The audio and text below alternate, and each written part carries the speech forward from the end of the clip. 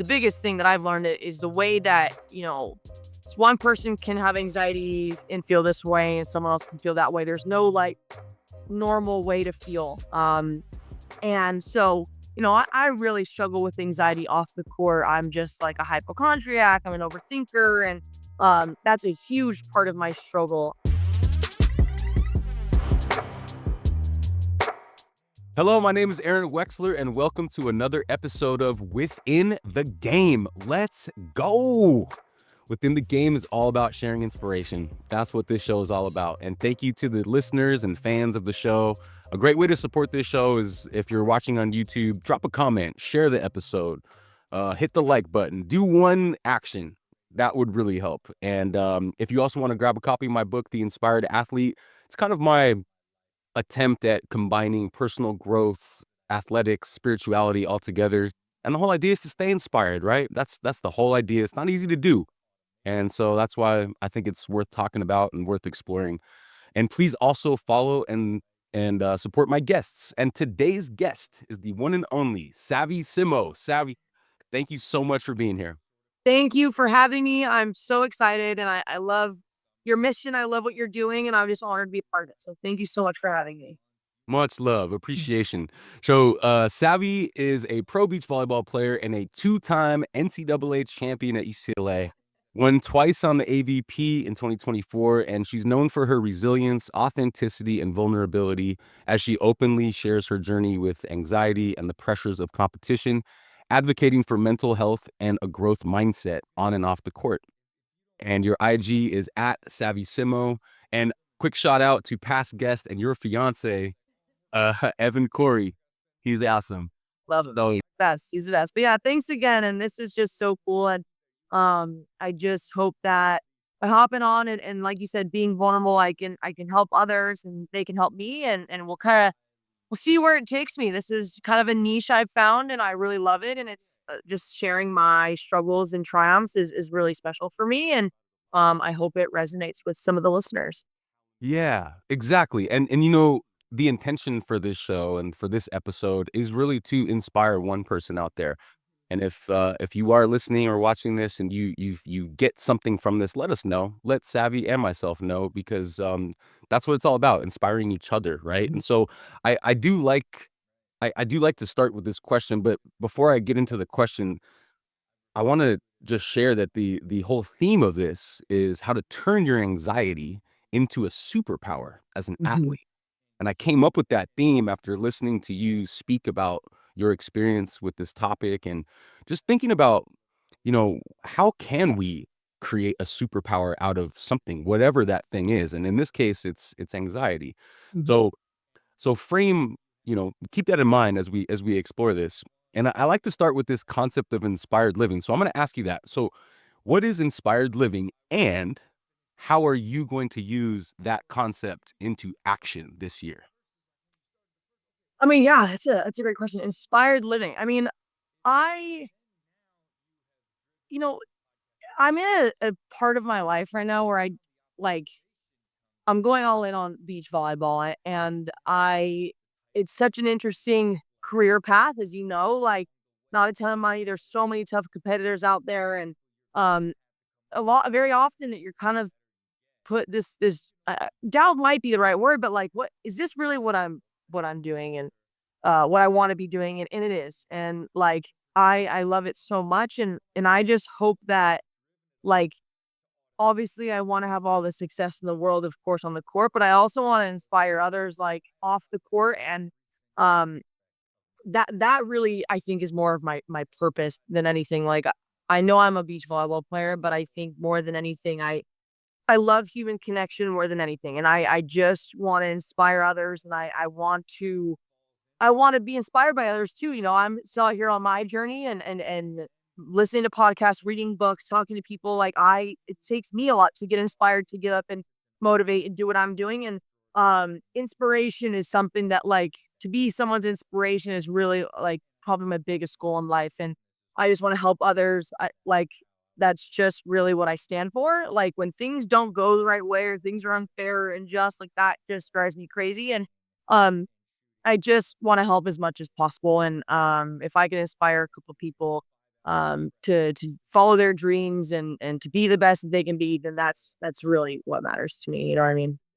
Let's go, Sav. Let's go. I mean, that's what we like to do as athletes. We like to go for our dreams, but also like inspire someone next to us. I mean, Kobe Bryant said that he's one of my favorite athletes of all time, and he said greatness is to inspire the person next to you.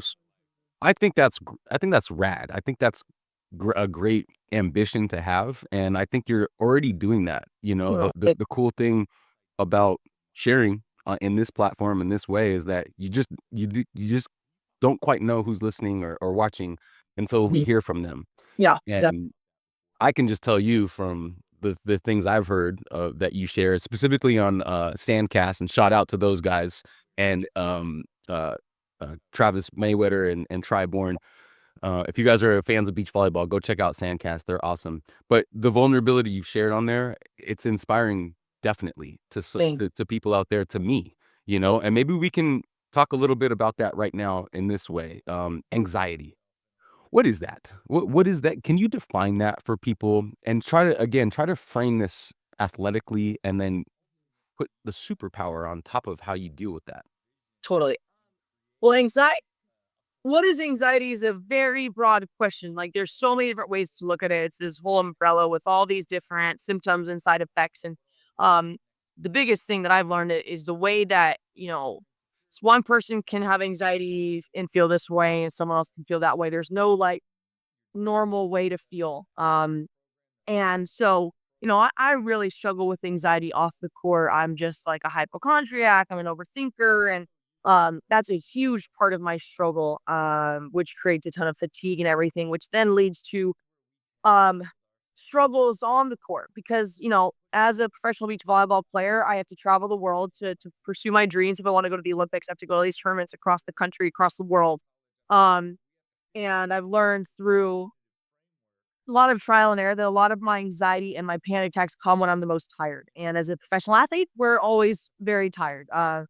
Always training, always traveling, lifting, sports psychs, film, all these different things we have to do. It is like a normal job, but just way more physically demanding. And so, I like everyone else gets really tired, really banged up. But then when I go and I travel, it's super exaggerated, especially when I'm on 10-hour time change, in a very unfamiliar place.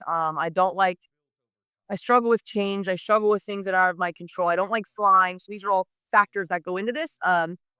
And so not only am I battling the stresses of wanting to win my game and to have the confidence to compete, but I'm also just like struggling to like sometimes I'm like struggling to survive out here. Like just, like just having panic attack after panic attack, like, and I'm sure a big part of it is I wanna perform and I wanna win, but I'm also just so exhausted, my brain like, I'm just in fight or flight kinda constantly, and that's kind of been the struggle the last couple of years, and, um, a lot of it's like, "Why me?" Like, "Why do I deal with this?" But the more I talk to people, the more I understand that everyone's dealing with something on, off the court, and we all have the same stresses on the court. We're all trying to compete to go to the Olympics, to win an ADP, to win an FIVB, to do all these great things, and to inspire people. Truly, that's what everyone wants to do. And the competition for beach volleyball, especially in the U.S. for women, is absolutely ridiculous. And so I'm really competing against the best every day, which is an opportunity and a blessing that I really get to compete against the best people all the time. But that adds a super extreme layer of anxiety and of stress, to be able to achieve those goals. Because even when you're playing your best, you're doing your thing, it's anyone's game on any given day. So, I've been working with a sports psych for a long time, trying to figure out, like, my identity on the court, what I stand for, how I play my best, how I show up every day at practice, making sure I'm motivated. So there's so many anxiety and especially in terms of sports, like there's so much under this umbrella and I could go on and talk about a million things and experiences. But the biggest thing is, yes, we're all different. We experience it in different ways, but at the end of the day, we all have the same goals, um, and the same stresses, and it just may come out in different ways. People may be better at managing and handling and so on and so forth. Yeah. No, I thank you for breaking that down. I Mhm. think this is super relatable, right? I think we all have some little form of that at some point. Some have more than others. I know I can relate. You mentioned flying. I've had close to a panic attack on a flight before. I've heard you talk about that. Maybe you could share because I think when people hear that phrase panic attack, there's really like, what does that mean? Yeah. Maybe you could share a little bit about that flight that you talked about before here. Yeah. So, um, basically, I'll start by just explaining a panic attack, and it shows up in different people in different ways. The if you look up what is a panic attack, it's shortness of breath, it's racing heart, sweating, lightheadedness, all kinds of things. So for me, it kind of comes out of nowhere. Oftentimes, sometimes panic attacks are like you're nervous, you're having certain thoughts, and then it triggers a panic attack. But oftentimes, panic attack is like it's just symptoms that come up. So, whenever I get on an airplane, I'm constantly fighting these natural responses, like my unconscious brain. Like, I've always been scared of airplanes and stuff. So it's like, especially now with all these crazy, like, plane crashes and all this wild stuff going on. So it's like, I am not happy getting on planes lately. But, um, for me, it kind of comes on as, I start getting that kind of shortness of breath, racing heart a bit. And, honestly, it comes out a lot in, like, extreme fatigue, like, just start yawning, like, a lot of people in their panic attack, like, you think of people, like, fully freaking out. Mine is a little bit different where it's, so in my head, and again, I'm a hypochondriac, so, um, I'm like, I think I'm dying all the time. If you've ever met someone who has had a panic attack, it kinda does feel like you're dying. You're out of control of your body, and um, yeah, especially on an airplane is when I struggle the most because you're in this enclosed space with nowhere to go.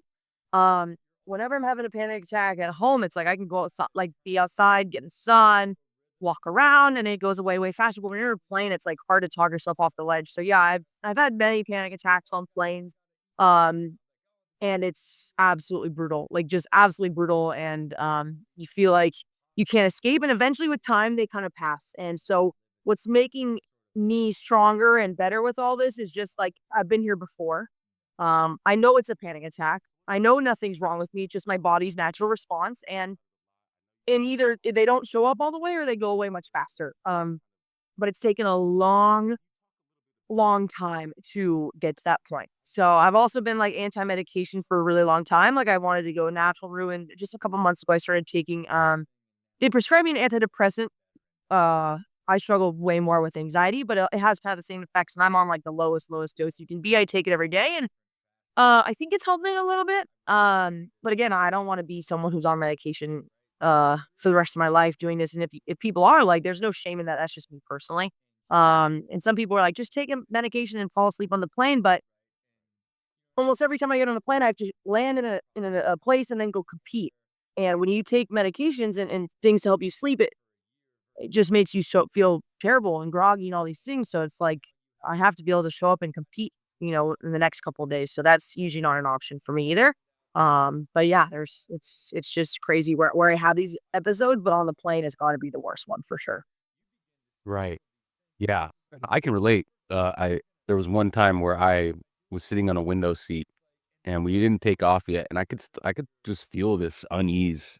I was like claustrophobic, Yeah. and I've had 2 knee surgeries, so my Hmm. knees kind of were feeling stiff, and I could feel this like rise in anxiety, I guess, or worry, and I kind of wanted to take the conversation there next.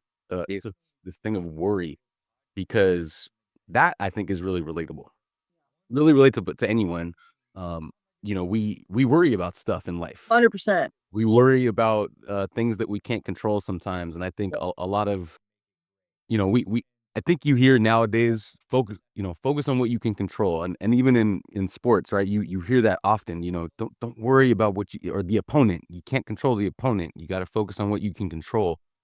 But let's explore this concept of worry. Hmm. Um Where does that come from? Is it specifically for the athlete, right? Is it the spotlight? Is it being a performer? Is it a worry about a potential outcome?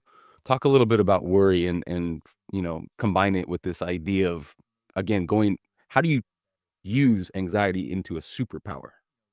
So I put worry and kind of doubt in a very similar category.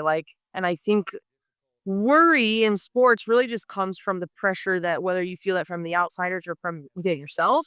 Like you worry because you want to perform at the highest level. And, there's so many factors that go into worry. Like, and the biggest one is, am I gonna perform? Like, am I gonna beat these people? Am I doing enough? Am I training enough? Am I resting well enough? Am I eating well enough? Am I doing all these things? Kind of overthinking. And um I think the way I've kind of transformed, I mean, anxiety's been a freaking nightmare my whole life. However, I am so anxious and I worry so much and I overthink so much that I think it does, like, makes me better in some ways, like, because I know, like, I'm doing enough. I know I'm doing these things because I make sure I do that. And um yeah, I mean, like I said, worry is the biggest thing in sports. Lack of confidence, all these things, like, you don't side out a couple times in volleyball. You're like, oh my gosh, like, am I gonna lose this game? Whatever. And there's so much at stake.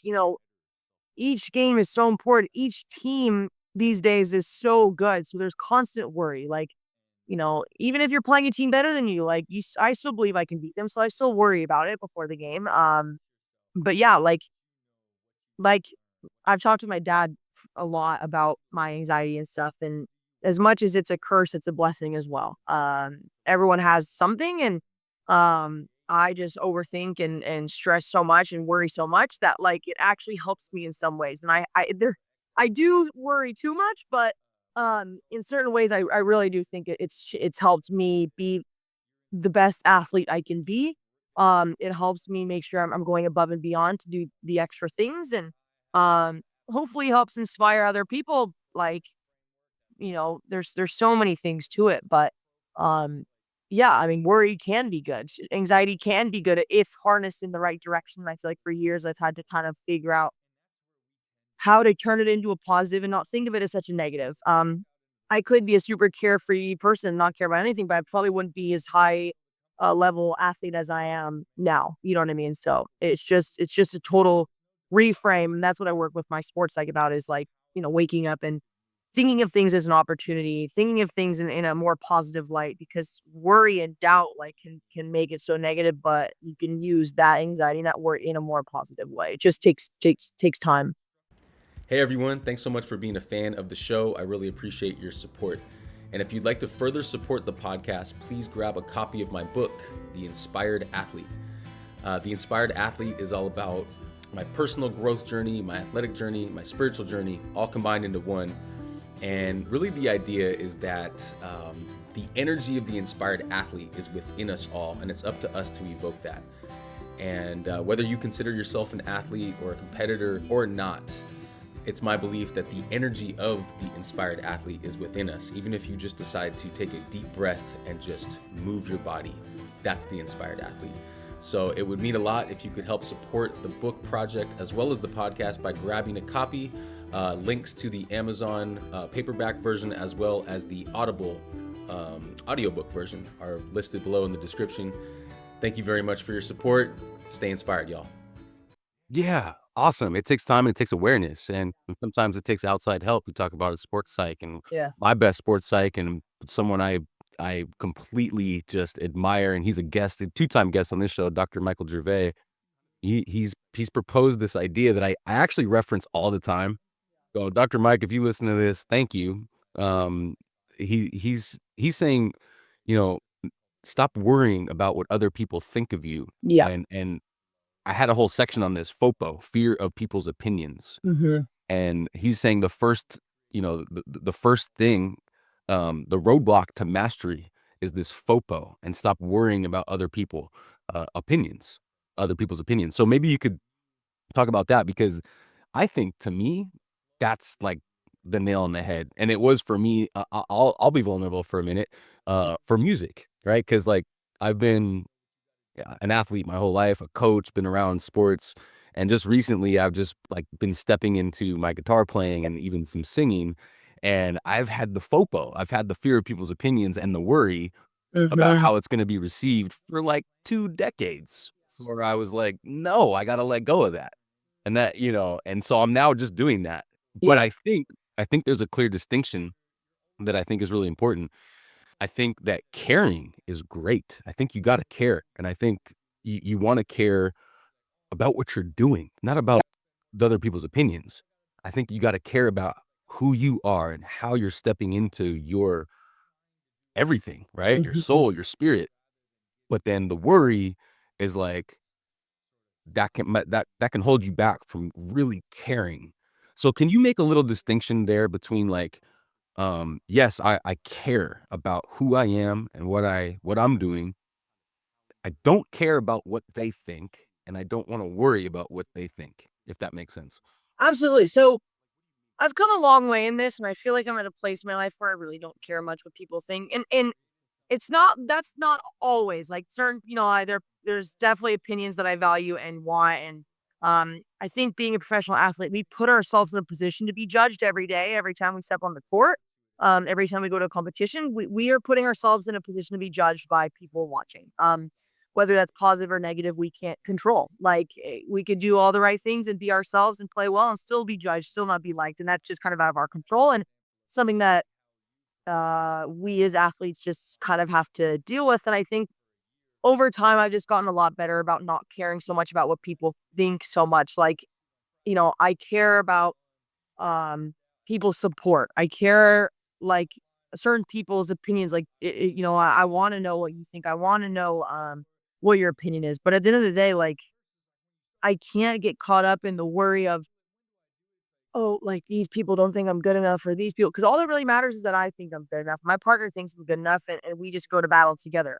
One thing that I do struggle with is fear of, like, what are all these other people doing? And is it in, like I said before, like, am I doing enough? Like, what are they doing for training? What are they doing for lifting? Like, how am I gonna be better than these people when I don't know what's going on? And in beach volleyball, you can walk down to the beach and you can go watch your competition. We have so much film on each other and whatnot, but it's like it's all the little things, like who's watching more film, who's working more at the site, because we all train and lift really hard. It's all the little things. Are we resting well enough? Are we eating well enough? Hydrating well enough? Taking care of ourselves, talking to ourselves kindly, like all of this goes into it. So for me, I struggle more with, is it enough? Like, what are all these other people doing? Versus like, I don't really care what these outside people think about me as a person. Um, Me as a volleyball player. Yeah, it's easy to let the outside chatter step in. I had a situation last year where me and my partner Abby, we were trying to qualify for this. Obviously, the AVP league, but for the guests who may not be so familiar, there's a the AVP, which is our domestic tour for beach volleyball, is basically creating a new league, a new format to our tournament style, and they're only allowing 8 teams to qualify. And me and my partner, we qualified, but we got bumped out due to a wild card to obviously one of the best teams ever.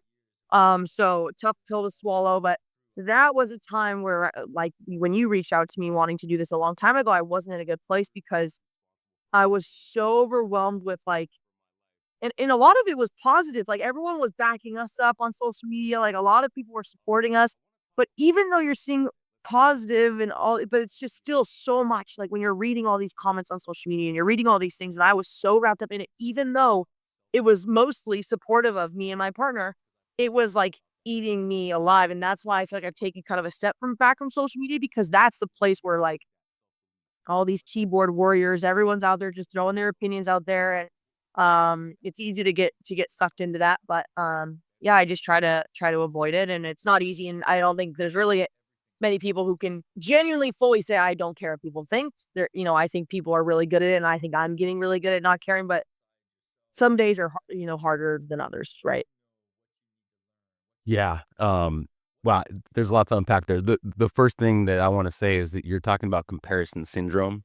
I wanna like put a label on that for someone listening who's like, yeah, I do that too. And but full transparency, I've been doing that with other podcasters, Yep. other shows. And like, Yep. how can you look at views and you look at all that stuff and you look at lighting and it's like, should I do that? And you can get caught in that comparison syndrome. Yeah. And I think it's really good to recognize it so that you can say, actually, no, I don't need to compare. I can Mhm. just find my own way because this is my path and this is Yeah. my journey. And just be yourself. I think people Right. will appreciate authenticity and realness much more, and it's easy to see, like, who's being real, who's not, and who's just doing their thing and doing what's best for them, you know what I mean? But it is so easy to get caught up in it.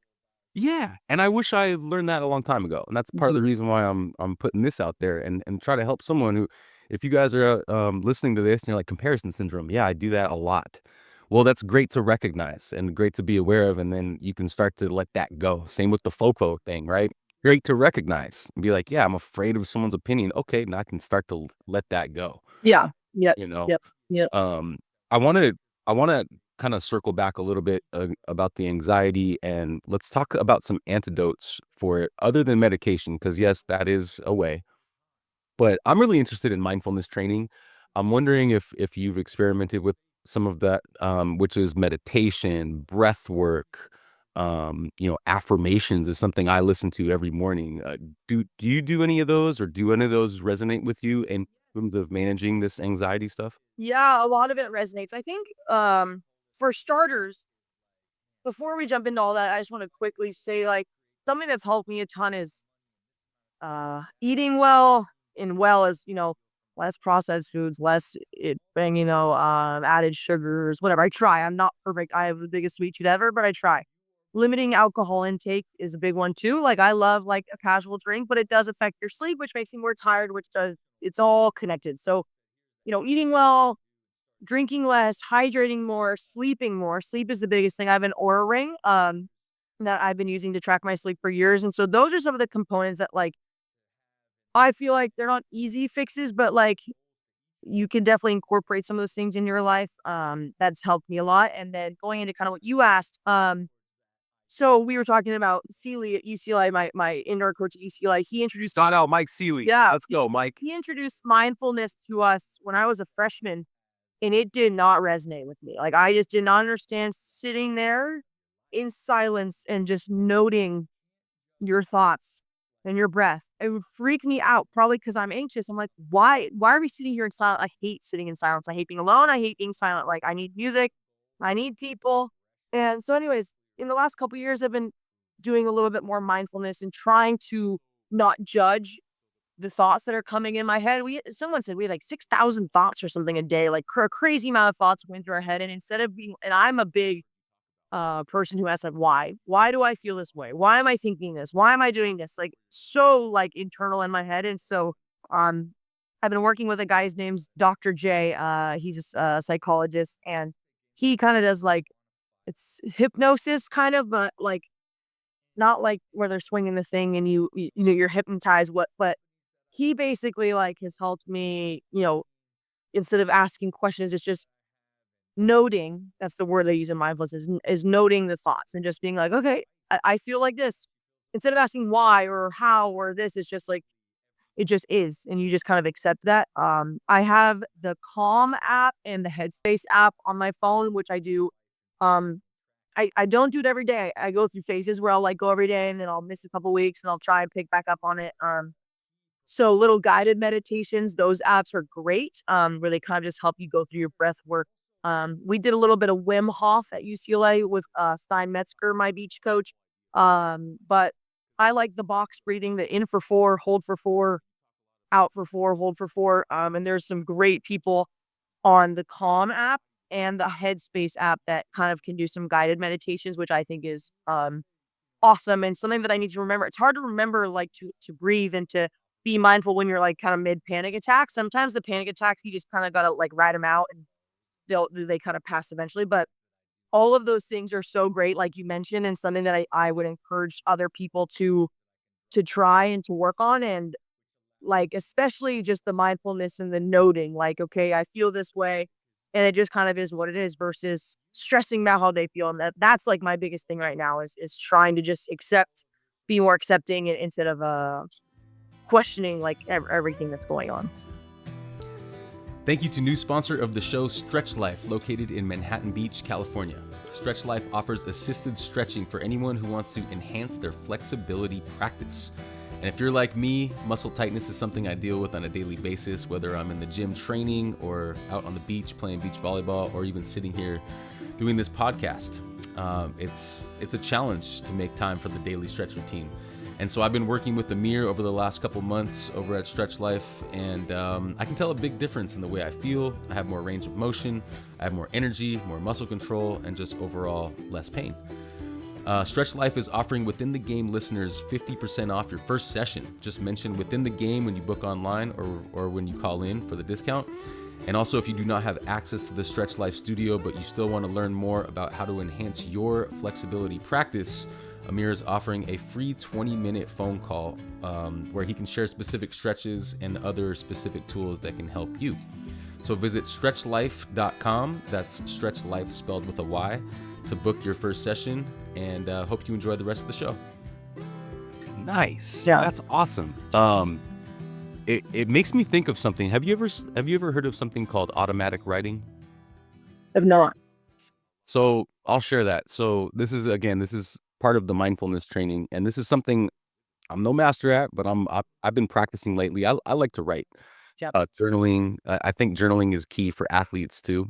Right after practice, sometimes before, but like right after you do your thing, just to kind of write down what went well, what was a challenge, what'd you learn. Those are kind of the 3 prompts that I give my players. But automatic writing is a little different. Automatic writing is freaking write, just write. There's no grammar. There's I'm gonna show you something really quick. Okay, I just happen to have it right here. So this is a journal that I had in college. Hold on, let me prop my screen back up. This is the journal I had in college. I don't know if this is exactly what you're thinking, but this is it. Um, it's literally so worn out you can't even see what's on it. It has stains all over it. And so I went through, and this is when I was struggling in college. I go through phases of where I struggle. And I went through every day and I did the time in the morning and 3 emotions, just how I feel. And then I wrote down something I'm grateful for, couple notes, and I did a quote of the day, which is crazy. I did this every single day. I don't know how I found some quotes.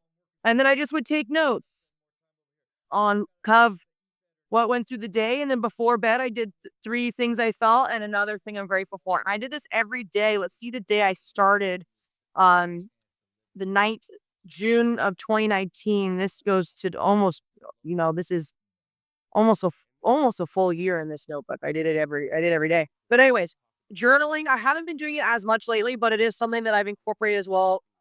And I kept this notebook because I think it's cool to look back and kind of just see where I was. That was 2019. So that was my last season of indoor volleyball at UCLA, going into 2020. And let's see if the COVID one's on here. Like, right? March of 2020. Wow, Yeah, that's on here. So that's super cool. yeah, yeah. So yeah, it's on here. Went home. So yeah, it's very interesting. That's rad. No, thank you for sharing that. And because I think that journaling is kind of like a cute thing when you hear about, oh, you got a journal, but when when you see it like that, what's up, Evan? Photo. When you see it like that, and then you're able to look back on it 6 years later, and you can kind of you can you can reframe certain things. You can look back, and you can kind of chart your growth.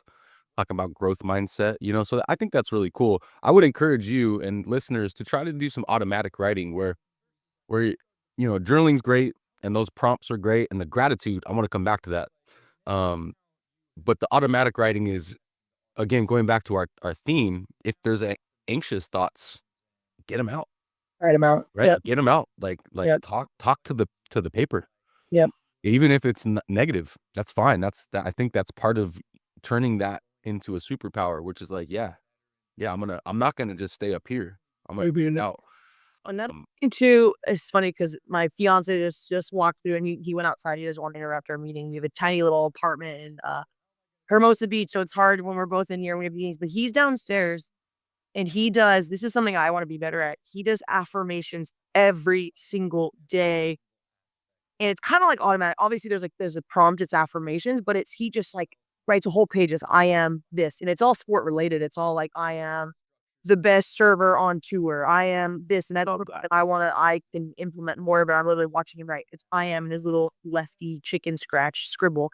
I am all these things, and he literally does like a page a day. I just got the chills Yeah, because so good. that I was gonna mention this. I'm so glad you did, and please, also tell Evan too, I am is the most powerful phrase Yep. ever. We also have, sorry to interrupt again, No, on it's okay. my so we got this app on our phone called I Am. I think there's a free version. I think maybe we pay a little bit a month to get like so basically you set it up on your phone. Um, Mine's on do not disturb right now, so I don't have any yet, but it'll pop up on your phone and you can kind of totally do the settings like whether you want to sport or that you struggle with these things. And it'll say, mine will say like, I am, ready to conquer the day no matter how anxious I feel, whatever it is. And so that's another thing that like, even if you like, I think the writing down is way more important. However, this is a nice thing that like I'll see stuff throughout the day. It pops up like once an hour or something. Like it's like it comes up like a notification on your phone. And it's crazy how often I read it, it like resonates. Like it's weird. You know how like you talk about something, you go on social media and there's an ad for it. That's kind of how I feel with the I am stuff. Like if I'm feeling a certain way, it'll be like I am this. Like if you're feeling insecure or whatever, it'll literally probably be like, I am beautiful and confident and strong and all whatever. And so it's just funny how much it resonates. So that's another thing that listeners can do is get that. And that's just a great little thing that kind of pops up throughout the day. That is very helpful. That is so powerful. And these are things all if you guys are listening or watching, these are all things that I wish I learned at like 12, 13, 14. Like, I don't think that's too young to learn this stuff and to be, surrounded by this and try these things, right? There's no one answer to this, like, to create, a superpower out of anything, whether it's anxiety or fear or whatever the thing is. There's no one answer. It's all about trying and figuring out what works for you. So that's so cool. The I am. I would even suggest there's actually I'm a spiritual person and I want to get into manifesting too with you. Yeah. Um, there's there's something called mirror work, which is really intense, really really intense, and it's kind of funny because you're basically just staring at yourself in the mirror. Yeah. And it's gnarly. It sounds like easy because we all do that every day. We wash our face, we have a The intention is it definitely adds another element to it. Is crazy, and what I've talked about this on another podcast, but I think I'm up to, like, 15, 20 seconds before I kinda get, like, tripped out. yeah. I would encourage people to try that with like you said, with the intention of the I am powerful, I am grateful, I am the best version of myself. I am whatever it is that you wanna be or that you affirm that you are. So, Yeah. mirror work is something else that I think adds to this toolkit because that's really what we're trying to do here. We're trying to create a toolkit, you know? 100%. Um, Yeah. so I just wanted to share that. Love that. L I love let's that. talk about the gratitude because that's another thing that word has been thrown around now in our society for ever. I think the pandemic, people were really talking about, gratitude and being grateful, and, Yeah. it kinda got thrown around in a cute way. Gratitude is a skill. It's Mhm. actually y it's one thing to say you're grateful and awesome, fantastic, yeah. It's another thing to be like, "No, you know what? I'm really freaking grateful. It's like a feel from a Oh, place inside you." totally. How do you, how does that resonate with you in regards to this conversation of, like, managing anxiety? Well, I think practicing gratitude, like you said, being grateful and practicing gratitude are kind of different. And like they sound kind of the same, but it's one thing to be like, I'm grateful that I like live in Hermosa Beach. I'm grateful I get to play blah blah. Like, yeah, like, but it's there's some days that like when I was doing this journaling and stuff where it's kind of hard to come up with something you're grateful for. Like, which sounds silly, but sometimes you're having a bad day and you're like, "What am I even grateful for?" And a lot of times I always went back to my health or my family and whatever. Um, but I think for me, the biggest piece of gratitude is like, I am so grateful and so lucky that I am healthy and able to play a sport for a living, to travel the world for a living, to be on a beach for a living, and to have a platform because of like UCLA and AVP and all these things on social media where I can share things and inspire and help others. Like it, and it's something that's like, I don't think about enough. Like I think the affirmations and the gratitude piece, I can do so much more. Um, And it's so powerful. It's really so powerful. And the manifesting too, we can go into manifesting as well. Like, it's crazy. That's what I talk to the sports psych about is like the way you speak to yourself is so important. Like if you go out on the court or the field or wherever sport you play and you're like, I don't like for me in volleyball, it's like I don't want to get served or like I don't think I can side out right now versus serve me. I want the ball. I want to go side out. I want to do this again. I'm gonna do it. It's crazy how much, that's changed my game in the last year, and instilled confidence. There's a book called The Confident Mind, where there's a lot of different exercises that you can do where you write down things, whatever, but the biggest one for me that resonated was basically just how you speak to yourself. And, like, instead of watching film all the time of something you're struggling with, like, watch film of, like, your best games and your best trainings and your best moments, especially prior to competition.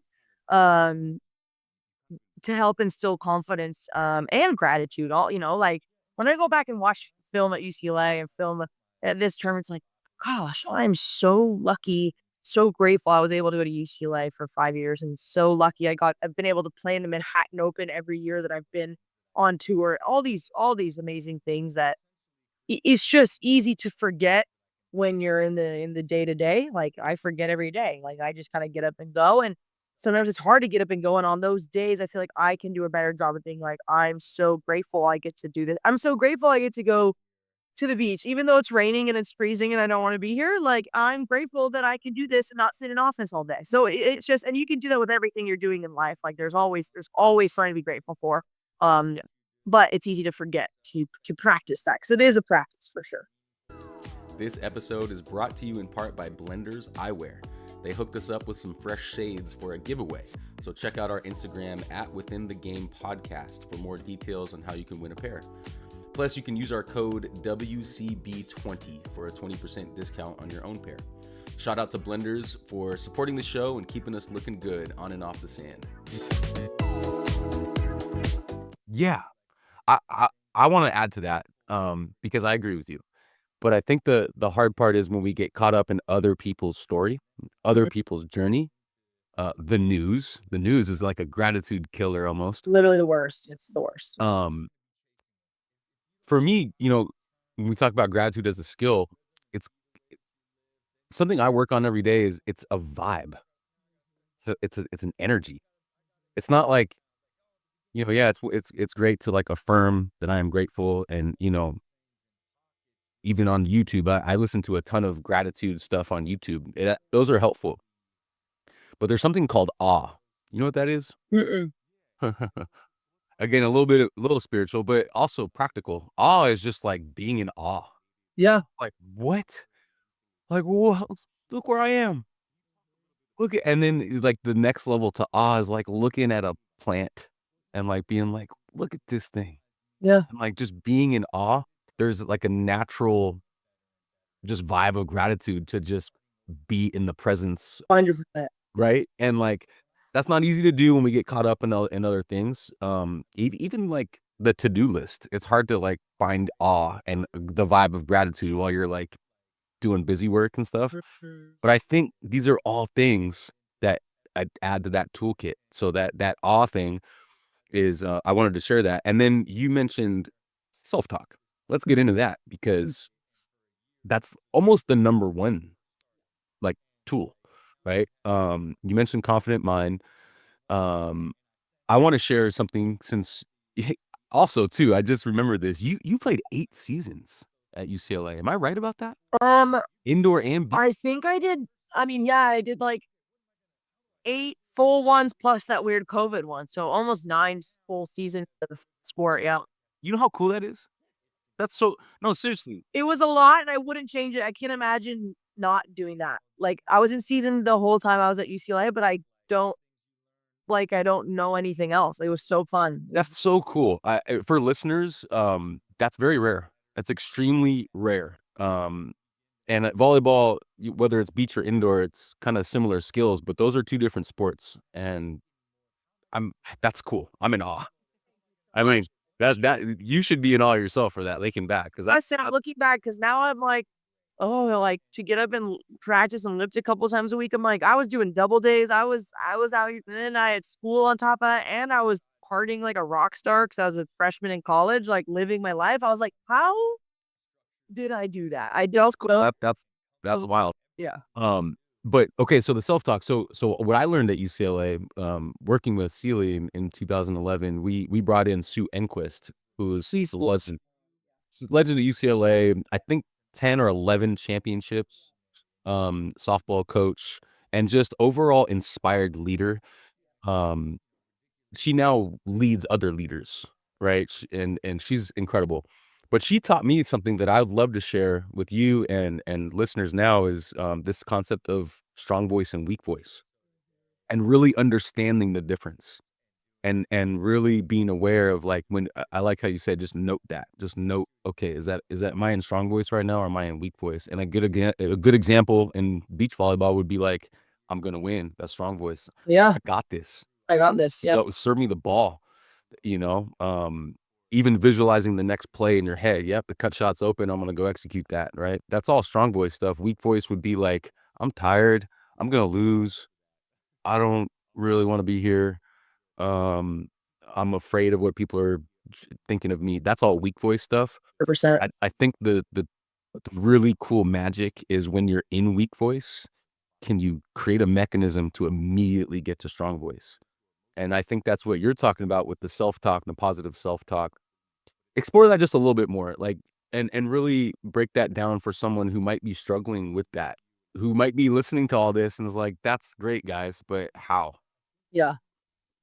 It's takes a lot of work and a lot of practice and a lot of belief too. And some of it's like fake it till you make it kind of thing. Like that was for me part of it. Like if I wasn't feeling it in a game, but like I'm not gonna at this point anymore, I'm not gonna be like, don't serve me or I don't know if I can do this. Like you just kind of gotta kind of believe in yourself. But it does take a lot of practice. And I think that book really helped. There's also something that was introduced to me recently. It's called, neutral self-talk. There's positive, negative, and neutral, which, in terms of sport is like, oh, next time I'll angle my platform a little bit better. Oh, next time like very, just information that's not really positive or negative. It just kind of is. Oh, hey, partner, I'll set you a little higher next time. Whatever it is, like, and that neutral self talk in sport is also okay, and I think important as well. But we all are like, oh, that play was terrible, or that versus, hey, I'll adjust on the next play. It's trying to shift. Obviously, implementing a lot more positive self-talk, but just trying to shift your negative self-talk to your neutral self-talk as well. Because it's almost impossible to be positive the whole time. But if you can at least get from negative to neutral, and just be more like task focused versus like thinking about the past, Yeah. thinking about the error you made. It's like, okay, on the next one, I'm gonna do. I'll do this. Like technical feedback to yourself, and then also like yeah, and I got it. Like, and so um that was a big one for me because it's hard. You can't be positive all the time, but the neutral stuff was a big one for me. That's great. I really love that. One quick share on that, and I know we're gonna start wrapping up here. I played a couple tournaments with John Moran, and one thing I took from him is when we're on serve receive, he would every single play he would say, "I'm a good passer. You're a good passer. We're great passers. Let's pass the ball." It was like this every play. It got kind of monotonous, but you really believed it. Like, yeah, we are great. Yes, I played with Emily Day. Emily Capers now. She's married with a baby. She's amazing. I played with her for a bit, and she would say right before the other team served, she'd say to herself, "Serve me." Yeah. Out loud. Like the first time she did it, she never in practice in the game. I kind of looked at her like, and she would say it every time to like manifest, like, I want the ball. Even if she wasn't feeling it. And there's times where like whether she got A's or an air, she'd say it again even louder. Like, and it wasn't for the other team to hear. It was just for her to like outwardly verbalize that and instill confidence in yourself. Like, yes, I want the ball. Yes, I want this. I want the opportunity. Like, I'd rather go down with, fighting and having the opportunity versus not even trying at all. And I think that's a big thing in sport and like, you know, in just life in general. I talk to my parents a lot just because I'm such an anxious person, but I still I get on the plane all the time and I go to these places and I hate going to places where I don't know the language and I go all the time because I like to be in control of things. And so I think it's just like, this is, the gratitude thing too, but just really putting yourself out there and like putting yourself in those uncomfortable positions versus running away from it is important because you can't run forever. And if you expose yourself to things, you're only going to get stronger. And that's for on and off the court. Like, um, we only got one of these lives and we may as well make the most of it and just do everything we can to live to the fullest versus living in fear. And it's so easy to live in fear. I live in fear all the time. I do. I'm a very anxious person and I'm a hypochondriac and I'm scared of all these million things. But at the end of the day, like I still get up and I do the things that scare me and I do the things that are uncomfortable for me. And I wouldn't change it. Even though it is hard and it is exhausting. Like I could be sitting at home doing nothing. And I encourage people to there are phases in life where I do just sit on the couch and I can't get up and I'm mentally in a really weak spot. But I encourage people like to get out, to exercise, to be in the sun, to see people, like, and to just to do what they love and really just make the most of this life we got, especially in sports. Like, don't don't go down timid or fearful. Like, just go for it. I feel like I have way more regrets playing tentative than I ever did, like, going down swinging or going down being aggressive and staying confident in myself. Yeah, so that's for me kind of my motto right now, and it's very easy to stray away from that, but I'm trying my best to keep pushing in that. Man, Savvy, it's yeah. Heck yeah. I mean, we you kinda just we kind of talked about manifesting actually this whole time. Yeah, I mean, we're basically and I love how you just kinda said that. You were I think I did have a whole section on manifesting, but sure. just to kind of paraphrase, like, because we wanna create this superpower for ourselves, I think all the things that we talked about today, if we can implement those or just 1 or 2, at a time or be aware of some of these things, I think that is manifesting the power of the day, and, especially with the intention of doing that. I want to create a superpower from whatever is going on, and I just really appreciate how you lean in to these topics, and, again, I would encourage listeners and viewers out there to lean in as well. I think in the spirituals, I don't wanna get too spiritual right now because we're kinda closing up, but there is something called the dark night of the soul, and whatever that thing is, whether it's a anxiety or panic attack or fear, whatever that thing is, I think there's an invitation to lean into that, not to run away from it. Yeah, yep. Right? So I think And it's fair. It's not easy to lean into it. I've ran away from my anxiety forever, and sometimes you just have to face it because you have no other choice. And then it's like, okay, once you get a little comfortable with it and you come to terms with it, it's like, okay, now how do I make it my superpower? How do I shift my mindset and turn it into a more positive thing, which again is not easy. I'm still working on it. I've had this my whole life. I'm still struggling at times and succeeding at times, but I'm very I've come to terms with it. I'm very content with it. I know everyone has something, and this is my little thing, my little buddy. I watched Inside Out 2, and it was like, if anyone doesn't understand anxiety and panic attacks, just watch Inside Out 2. Me and Evan watched it, and we were sobbing because it just like really hit home. The way they portrayed it was very accurate.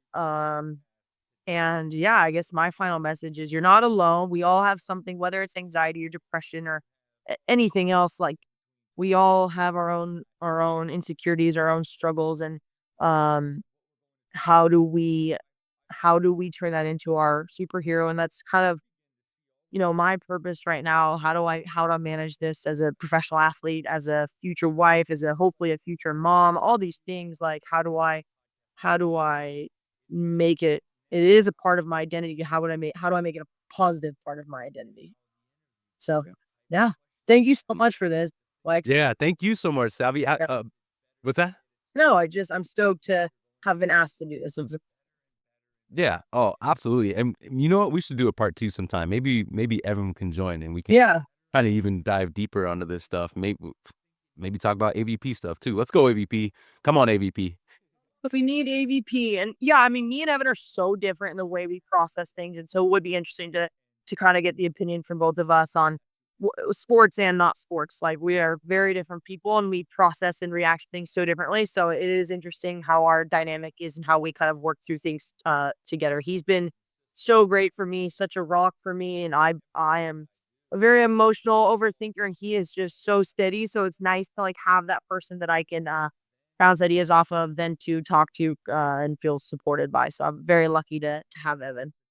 Yeah, absolutely. Okay, before we sign off, just share with people how we can all best support you. Yeah, I mean, I think just follow me on Instagram. He already said my Instagram is at Savvy Simo.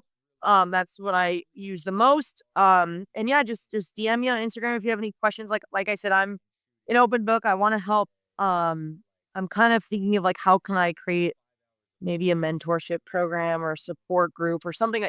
The idea has been spinning in my head. I just don't know the best way to do it. But for now, the best thing is just to support my volleyball journey and follow along on Instagram and please reach out on the Instagram messages if you have any questions. I won't say I'll respond right away because I like try to be off my phone as much as possible and I love it that way, but I do want to help. I want to talk to people, I want to connect with people. So yeah, that's kind of the best way. And then come to tournaments. Like if you're from the States, come to the AVP stuff. If you're not, come to the international, the FIVB World Tour events that are all over the world. Or just tune in online and help us grow the sport because that's what we need. Beach volleyball is an amazing sport, but we need it to keep growing. So Yeah, yeah, absolutely. yeah. Savvy, you're awesome. Thank you so much. And yeah, thank you so much. Don't go anywhere. For everyone out there listening and viewing, we appreciate you. Stay inspired, y'all. Thank you. Thank you.